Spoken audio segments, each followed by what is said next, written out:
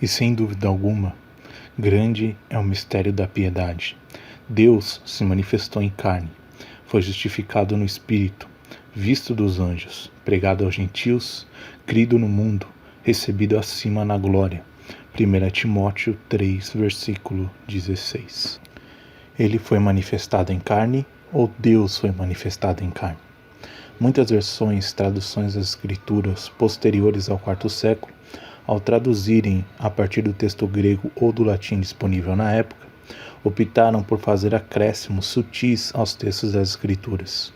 Um exemplo muito claro dessa atitude é o texto de 1 Timóteo 3, versículo 16, onde manuscritos posteriores e traduções de texto no século XIX inseriram a palavra Deus a fim de darem a entender que Yeshua é o próprio Eterno. Isso contradiz vários outros textos claros das Escrituras, tais como Apocalipse 3, versículo 12, onde Yeshua é visto numa visão pelo idoso apóstolo João, mais de 50 anos depois da sua ascensão, e nesta, Yeshua chama seu pai de meu Deus, 4 vezes. Interessante que Yeshua, nesta visão, já está no domínio celestial e não partilha de uma união em essência ou substância com o Pai, mas está subordinado a ele. A maioria das traduções modernas, porém, reza em 1 Timóteo 3, versículo 16, aquele que se manifestou.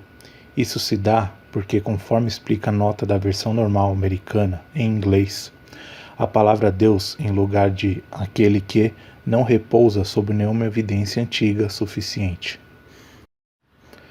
Em 1859, no mesmo ano em que Darwin publicou A Origem das Espécies, Tischendorf, um dotado linguista alemão, encontrou o que era então a mais antiga cópia completa conhecida das escrituras gregas messiânicas, no mosteiro ao sopé do Monte Sinai. Ela é conhecida como Códice Sinaítico e foi provavelmente produzida cerca de 50 anos antes de Jerônimo completar a Vulgata Latina. Embora ainda seja motivo de debate se foi correto ele retirar o códice do mosteiro, Tischendorf o publicou, tornando-o assim acessível aos eruditos. Visto que o Sinaítico estava entre os manuscritos mais antigos na língua original, ele não somente revelou que as escrituras gregas haviam permanecido essencialmente inalteradas, mas também ajudou os eruditos a descobrir erros que se haviam introduzidos em manuscritos posteriores. Por exemplo, a referência em Yeshua em 1 Timóteo 3,16 reza no Sinaítico, abre aspas, ele foi manifestado em carne, fecha aspas. Em lugar de ele, a maioria dos então conhecidos manuscritos mostravam uma abreviatura para Deus, resultante de uma pequena alteração da palavra grega para ele. No entanto, o Sinaítico fora produzido muitos anos antes de qualquer manuscrito grego que rezava por Deus. Portanto, revelou que houve uma corrupção posterior do texto, evidentemente introduzida para apoiar a doutrina da Trindade. Por volta do quarto século, quando a controvérsia sobre a natureza do Mashiach começou a emergir, não vemos um relato sequer de eruditos discutirem esta passagem que não havia sido adulterada com a inserção da palavra Deus, ou Theos, no grego. Se este texto rezasse Deus no lugar de aquele, então claramente seria usado como texto irrefutável pelos apoiadores da Trindade. Esta passagem teria dado apoio além de dúvida de que o Mashiach era Deus encarnado. Mas, como sabemos, as Escrituras não dizem isso. Ela diz que o Mashiach é Deus, mas no sentido em que os judeus entendiam a palavra Deus, ou seja, Elohim. Elohim, para os judeus, era aplicado a seres poderosos legítimos, como por exemplo em Êxodo 7, versículo 1, onde o Eterno chama Moisés de Elohim, que foi traduzido como Deus. Então disse o Eterno a Moisés, eis que eu tenho te posto como Deus a Faraó, e Arão teu irmão será o teu profeta. Êxodo 7, versículo 1. Confirmado no Novo Testamento.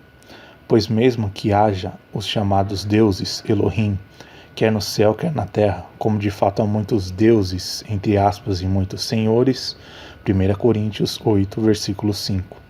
Se a Bíblia diz que há deuses no céu, 1 Coríntios 8,5, despercebida por muitos. Quanto mais Yeshua deve e de fato é chamado de Theos ou Deus. Não importa se a palavra Deus está com maiúscula ou com letra minúscula ao se avaliar este assunto, visto que em grego não havia esta diferenciação. Devemos então entender que Yeshua foi chamado de Deus, um Elohim. A palavra Deus não aparece em 1 Timóteo 3, versículo 16, a não ser em datas bem posteriores à escrita dos manuscritos originais. Ele aparece pela primeira vez em manuscritos após o dogma trinitário ser totalmente desenvolvido e canonizado, e é uma alteração óbvia posterior.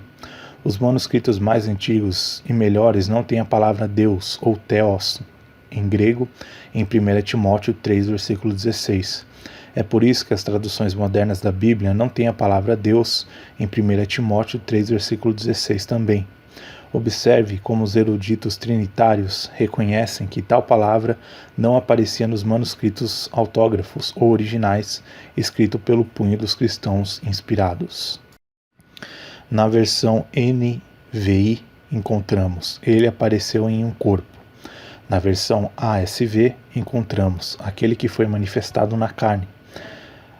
Na versão Almeida Revista e Atualizada, aquele que foi revelado na carne. Na RSV, ele foi manifestado na carne. Na Douay-Rheims, o que foi manifestado na carne. Na versão NAB, quem foi manifestado na carne. De forma muito clara, os estudiosos estão admitindo que a tradução trinitária em que se insere a palavra Deus não é autêntica.